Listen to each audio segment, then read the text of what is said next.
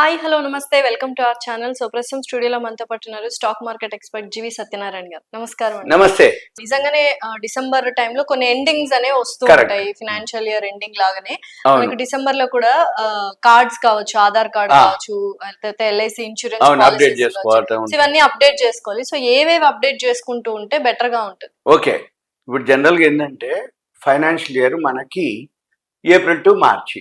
మన వరల్డ్ మార్కెట్‌లో వచ్చేటప్పటికి జనవరి టు డిసెంబర్ క్యాలెండర్ ఇయరే వాళ్ళకి ఫైనాన్షియల్ ఇయర్. కానీ కొన్నిటికి మాత్రం అంటే ఫైనాన్షియల్ మ్యాటర్స్‌లో కొన్ని డిసెంబర్ తోటే మనకి డెడ్‌లైన్ ఉంటది.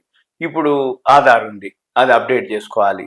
తర్వాత కొన్ని ఎఫ్‌డీలు ఉంటాయి. కొన్ని మెచ్యూరిటీ అయిపోతుంటాయి. అవన్నీ కూడా డిసెంబర్ 31కు ఉంటాయి.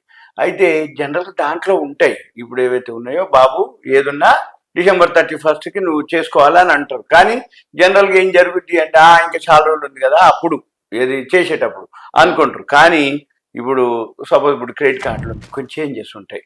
వాళ్ళు ఏవైతే ఉన్నాయో డిసెంబర్ 31కి ఇప్పుడు ఏదైతే ఉన్నాయో సరే కొన్ని చెప్తాం మనం. ఇప్పుడు ఆధార్ ఉంది. ఈ ఆధార్ వచ్చి డిసెంబర్ 14 తోటి అయిపోతుంది. వాళ్ళు ఎవరైతే ఆధార్లో ఉన్నారో వాళ్ళ అడ్రస్లు కానీ ఏవైతే చేంజెస్ ఉన్నాయో అనుకోండి ఇప్పుడు అయితే ఆన్లైన్లో అప్డేట్ చేసుకోవచ్చు ఫ్రీగా. అదే గనక ఈ టైం గడిచిపోయింది అనుకో రూ. 50 చెల్లించాల్సి ఉంటుంది ఏది ఆధార్ వరకు. అప్పుడు అప్డేట్ చేసుకోవచ్చు. ఇక తర్వాత కొన్ని బ్యాంకులు ఎఫ్డీలు ఉంటాయి.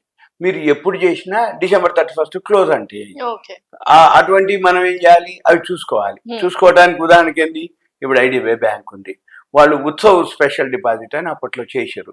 ఈ ఉత్సవ్ స్పెషల్ డిపాజిట్ గడువు ఏంటంటే రేపు డిసెంబర్ తోటి ఉంటుంది. అందులోనే చెప్తారు దానికి ఒక స్కీమ్ పేరు పెడతారు. ఆ స్కీమ్ పేరు పెట్టి ఈ డిపాజిట్ ఇది మీ పని కాదు అంటే ఆ బ్యాంకే ఏదైనా కానీ మీరు ఉత్సవ్ చేస్తే డిసెంబర్ 31కి దాన్ని కట్ ఆఫ్ డేట్ అనమాట. అంటే ఇది అప్పటి వరకే ఉంటుంది. మళ్ళీ మనం ఏం చేయాలి రెన్యువల్ అనే చేయాలి, దాన్ని మనం రిడీమ్ అనే చేసుకోవాలి. అదొకటి.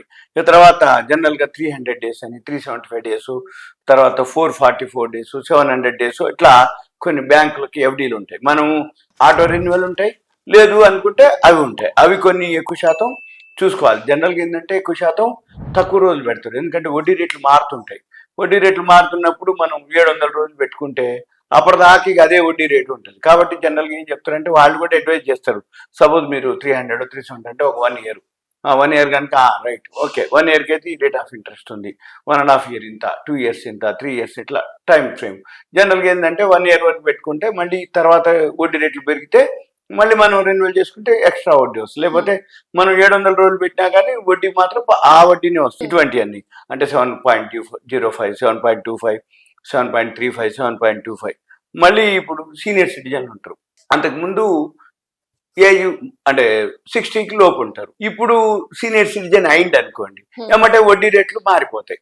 ఏది ఒక 50 basis points అంటాం. అంటే 50 పైసలు వడ్డీ ఎక్స్ట్రా వస్తుంది. అయితే మనం ఏం చేస్తారు వాళ్ళు చెప్తారు, మనం కూడా చూసుకోవచ్చు. ఏమని సీనియర్ సిటిజన్లు అయితే డిపాజిట్ చేయటం ఎప్పటి వరకు సీనియర్ సిటిజన్ డేట్ వరకు, అక్కడ వరకు ఒక డేటు, మళ్ళీ తర్వాత నెక్స్ట్ సీనియర్ సిటిజన్ అవుతాడు కాబట్టి వడ్డీ రేటు. ఇటువంటివన్నీ కూడా కొన్ని ఉంటాయి. ఇక తర్వాత క్రెడిట్ కార్డ్స్ ఉంటాయి. ఈ క్రెడిట్ కార్డ్స్ కూడా అంటే యాక్సిస్ బ్యాంక్ అనుకోండి కొన్ని ఏవైతే ఉన్నాయో కొన్ని ఛార్జెస్ చేంజ్ చేస్తారు వాళ్ళు. ఇవన్నీ కూడా ఈ డిసెంబర్ 31కు ఉంటాయి అనమాట. అంటే 3.6% నుంచి 3.75% అయిన తర్వాత రెంటల్ ఉంటుంది వాటి మీదనే. అవి కూడా ఎక్స్ట్రా ఒక 1% ఫీజు తీసుకుంటాయి. తర్వాత 10,000 వాలెట్ ఏవైతే ఉంటాయో వాటి మీద కూడా 1% ఫీజు ఎక్స్ట్రా వసూలు చేస్తాయి. ఇవన్నీ కూడా డిసెంబర్ 20వ తారీఖు నుంచి అమల్లోకి వస్తాయి. ఏది ఈ క్రెడిట్ కార్డు మీద ఏవైతే 1% ఎక్స్ట్రాలు, రెండోది 10,000 వాలెట్ మీద 1% ఎక్స్ట్రాలు, ఇవన్నీ కూడా ఉంటాయి. మళ్ళీ ఛార్జెస్ కూడా ఇది ఫైనాన్స్ ఇవి ఛార్జీలు ఉన్నాయి 3.6 నుంచి 3.7%. ఇవి మళ్ళీ తర్వాత ఇక్సిగో ఏవైతే ఏయు క్రెడిట్ కార్డు ఉంటుంది వాళ్ళు కూడా ఏయు స్మాల్ ఫైనాన్స్ బ్యాంక్ అనమాట.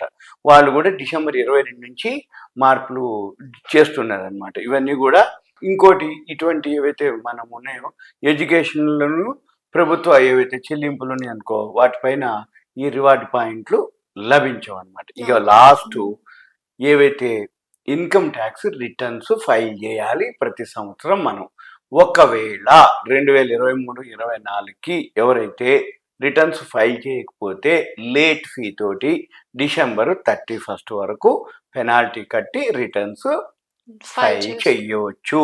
ఇది అన్నమాట. అంటే ఏంటి, బిలేటెడ్ రిటర్న్స్ అంటారు వీటిని. అంటే టైంకి మీరు పే చేయలేదు, టైంకి రిటర్న్స్ ఫైల్ చేయలేదు, కానీ పెనాల్టీ కట్టి మనము రిటర్న్స్ ఫైల్ చేసుకోవచ్చు. డిసెంబర్ 31 వరకు ఇన్కమ్ ట్యాక్స్ ఏదైనా మనం కారణాలతోటి ఆగిపోయి కనుక ఉన్న వాళ్ళు ఉన్నట్టయితే వాళ్ళు కూడా ఇప్పుడు చేసుకోవచ్చు. ఇది సింపుల్గా ఇవే కావు, ఇంకేమైనా ఎవరన్నా జనరల్గా కొన్ని న్యూ ఇయర్ అని పెట్టుకుంటుంటారు, అవన్నీ కూడా చూసుకొని చేసుకోవచ్చు. డిసెంబర్లో ఎక్కువ శాతం ఏదైతే ఇయర్ ఎండ్ అయిపోతుంటుంది కాబట్టి మనం ఆ ఫీచర్స్ తెలుసుకుంటే మంచిది. అంతే. Okay, thank you. Thank you.